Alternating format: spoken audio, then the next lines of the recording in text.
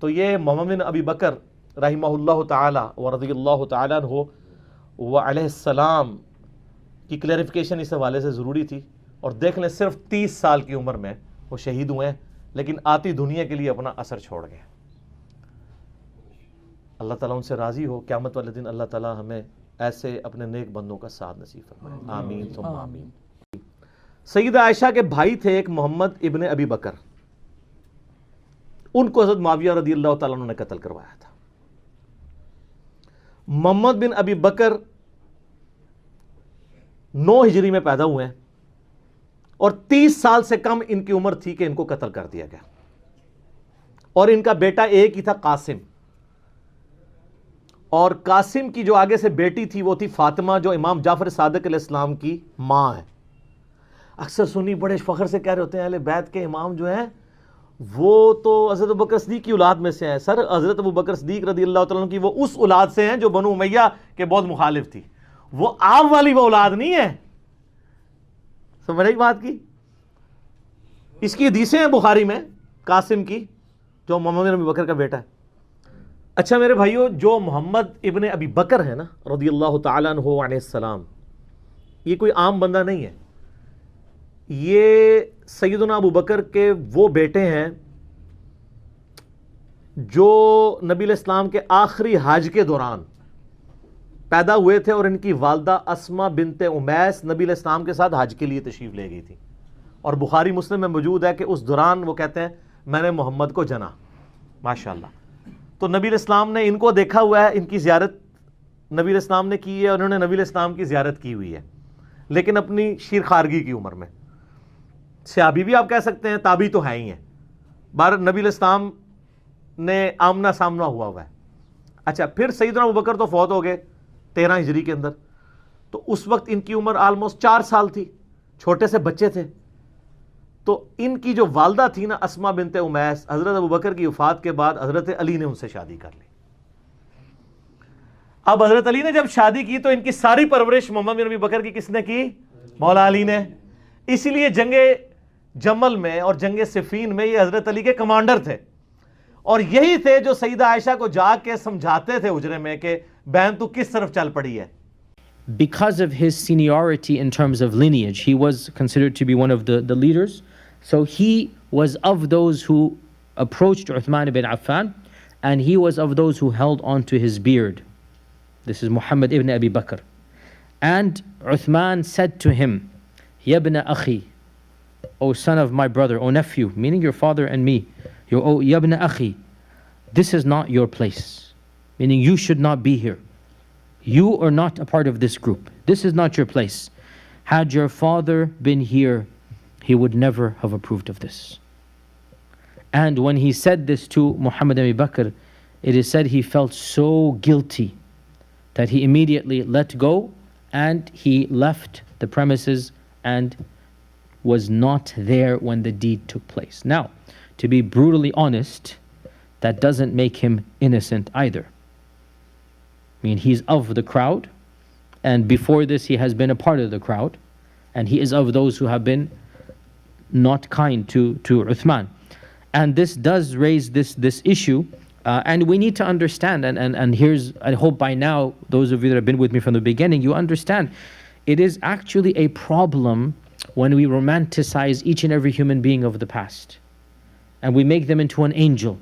It's a problem because when we find out they're not angels, this actually affects our iman. It's actually better to be honest and say, you know what? He wasn't a Sahabi, and of the children of the Sahaba, many are righteous, and many are not that righteous. And Shaykh Hussain ibn Taymiyyah, he says that Muhammad ibn Abi Bakr was not of the elite of the Tabi'un. He's not a Sahabi. He's not of the elite of the Tabi'un. In fact, his son, Al-Qasim ibn Muhammad and Abdul Rahman ibn Qasim, his son is better than him.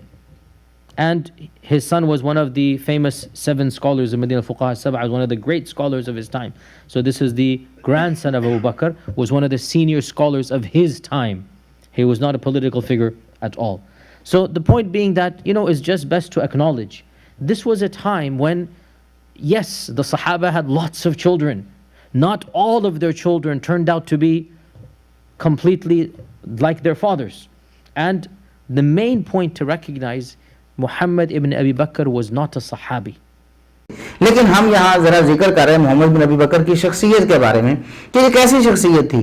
جو اس دور کے لوگ تھے ان کا کیا خیال تھا محمد بن ابی بکر کے بارے میں, وہ کیا سمجھتے تھے.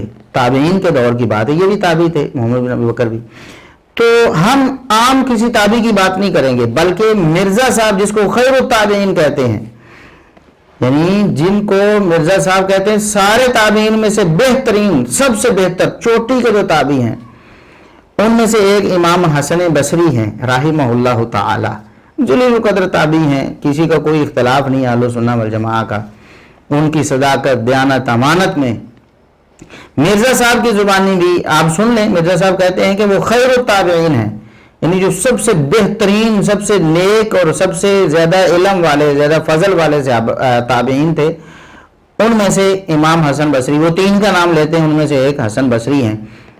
تو امام حسن بصری جو خیر التابعین ہیں, وہ اس تابعی محمد بن ابی بکر کے بارے میں کیا کہتے ہیں.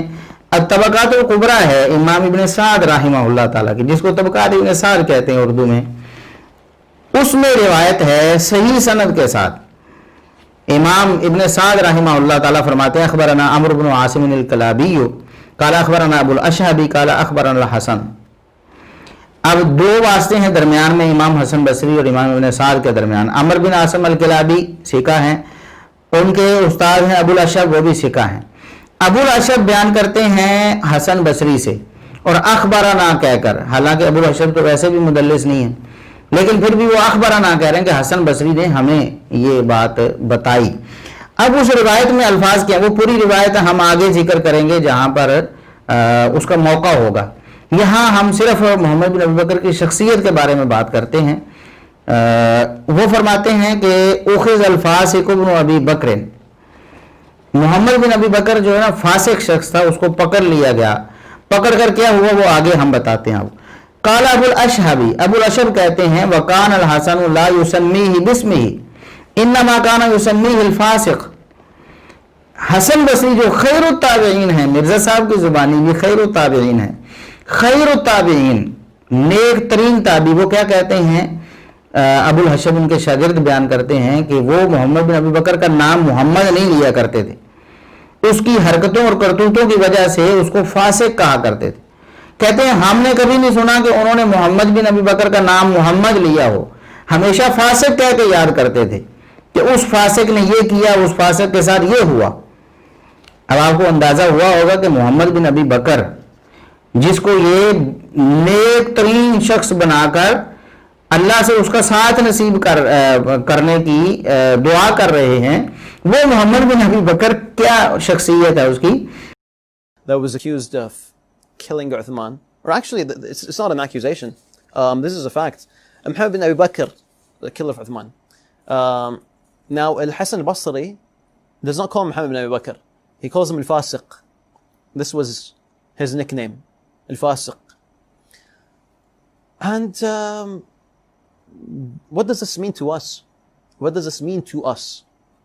It's possible, it's ad. You can have someone who's son of Abu Bakr as-Siddiq. You have subhanallah, the son of Nuh, who was a disbeliever.